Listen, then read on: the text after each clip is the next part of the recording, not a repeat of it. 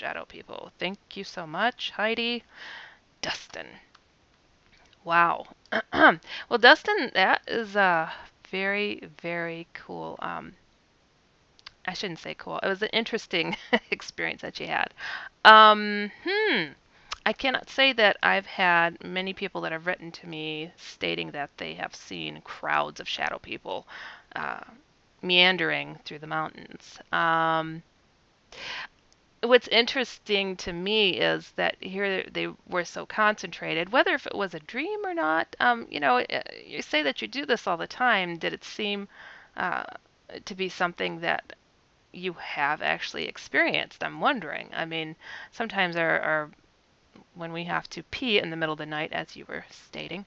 Um, Sometimes when we do that, I mean, we are half asleep anyway. So, maybe you really did see it. I can't say I'm psychic, even though a lot of the people on this network are psychic. I'm not one of them that can tell you for sure if you're having a dream or not. But either way, believe it or not, when it comes to the shadow people, they do show up in dreams quite often. And to me, when I have seen this pattern show up with other people, it means that they're just kind of knocking on your door, on your little noggin on your head to get a way in at you. So they're not in the door yet. And I don't see any reference to you having these guys look your way like, let's go get Dustin. So you're kind of just witnessing them, which was kind of, you know, interesting in itself.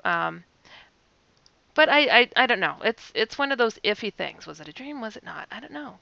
But if it was real, let's just say if it was real, what a perfect place for them to be gathering at, whether they were not conversing with each other directly. There's, just like a flock of moths that come gathering together. I mean, they may not always speak to every moth that's collectively going to one area, but they still are knowing to go to that certain area to make something happen. So, what's going on in those Tennessean mountains? I don't know, but I know when I drive through those suckers in the winter, whoo, you guys sometimes get some really odd weather.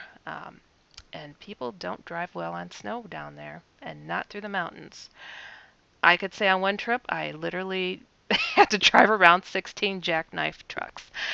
I'm from Wisconsin. I could roll like that. So, but anyways, your story, wow. I would be careful, honestly, dream or not. These guys were, kind of making themselves known to you, and that's a little nerve-wracking. So I say, tread lightly, Dustin.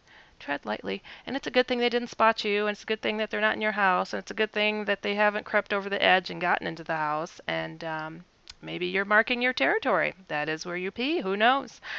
Okay, Dustin. One thing I would like you to do as a favor, I hope that this really helped you, by the way, giving a little bit of advice here and there.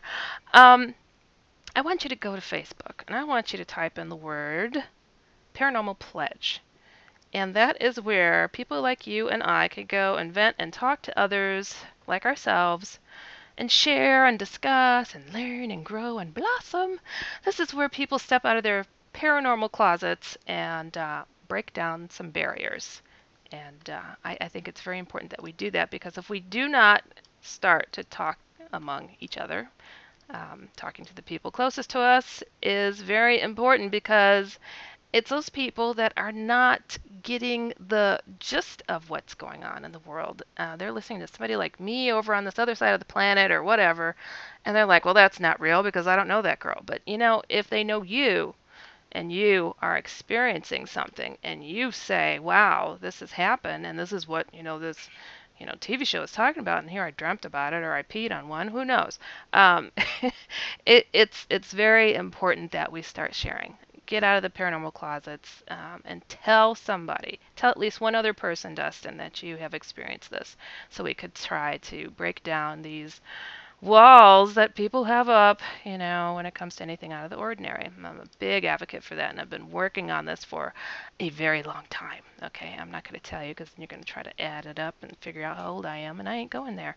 So yeah, that's what I would like you to do there, Dustin. And I want to make a couple of interesting announcements here. And if you guys have anything that's cool, wild, paranormally charged going on in this beautiful world of ours, send it on over to me because I'll make some announcements. I don't care. One of my good friends, John Greenwald, he is having a really cool event, and he's calling it the biggest sky watch on planet Earth, May 26th, 27th, and 28th. He says take your camera, camcorder, and tripod and get ready to see what there is to be discovered right above our heads. If you don't know who John Greenwald is, dude is awesome. He's a producer, and he's also that very famous kid who started the blackvault.com. Check it out. He has unbelievable things listed there as far as the government papers and things, and he requests things from the government and publishes it all online. It's really awesome. And also, we have Rick Lem, who has a wonderful website called worldufotoday.com. worldufoday.com. And sometime in July, I need to look that date up. I thought I put it here. What was I thinking? I had too much tea today. Um, but he is also having a sky watch. I mean, think about it. If we're all with our eyes peering to the skies, if something crosses by, we are all going to see it. Really are. And I want you guys right now to also go to my Facebook page, number one, Heidi Hollis, and you're going to see something that happened in Chicago where I live right now. May 11th, just a couple of days ago, daytime, ghostly white shape-shifting UFO. I have the video clip up there. You guys have got to see it. It is so awesome. You will not believe it.